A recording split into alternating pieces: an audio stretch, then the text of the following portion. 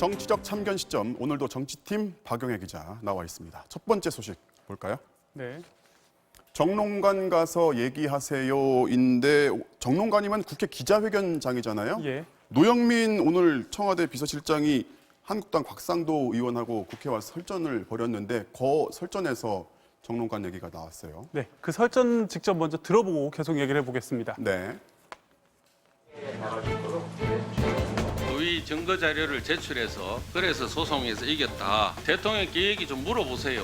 거기 가담하셨는지 나중에 가서 상속세 확인해 부분에 보세요. 대해서는 당시 문재인 변호사가 확인하시라니까요. 확인하신 다음에 얘기하시라고 하잖아요. 지금 말씀하신 것에 대해서 책임지실 수 있으십니까? 그럼요. 여기서 말씀하지 마시고 아니, 저기 정론관 가서 말씀하세요. 아니 사태질 하지 말고 정론관에서 얘기했어요. 글쎄 정론관 가서 말씀하시라고.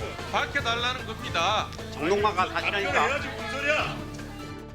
네, 고 김지태 씨를 친일파라고 했던 곽상도 의원 어제 유족들이 고소했다는 사실을 전해드렸는데요. 네.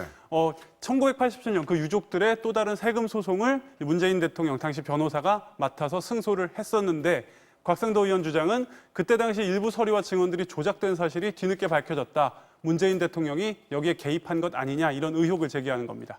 자, 그 노영민 실장이 그럼 그 얘기를 정론관 가서 얘기하라 이렇게 말한 데에는 그만한 이유가 있겠죠? 네, 같은 국회 건물이라고 해도 국회의원이 국회 회의장에서 한 발언은 면책특권의 보호를 받지만 기자회견은 보호를 받지 못하기 때문입니다. 네. 그러니까 자신 있으면 기자회견을 해라. 이 답변을 두고도 또 설전이 이어졌습니다. 조금 더 계속해서 들어보시죠. 네. 면책특권 뒤에 숨지 말라는 그런 겁박 아닙니까? 나이 많고 선배다 해서 말 그렇게 막 하고 훈계하고 확인되지 않은 사실들을 기정사실화, 낙인 찍는 거는 정말로 지나쳤다고.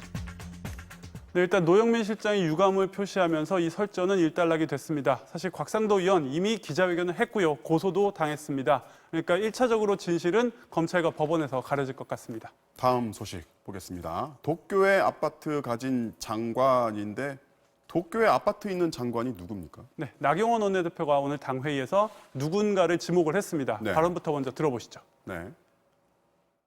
여당에서는 보이콧 이야기하고 정부에서는 단일팀 구성을 말하고 도대체 무슨 투성입니다. 게다가 여당 일부 의원은 도쿄를 여행 금지 구역으로 설정하자고 합니다. 생각나는 게 하나 있습니다. 도쿄 소재 아파트를 보유한 분이 장관입니다. 네, 정부 여당 내에 모순된 행태를 좀 비꼰 건데요.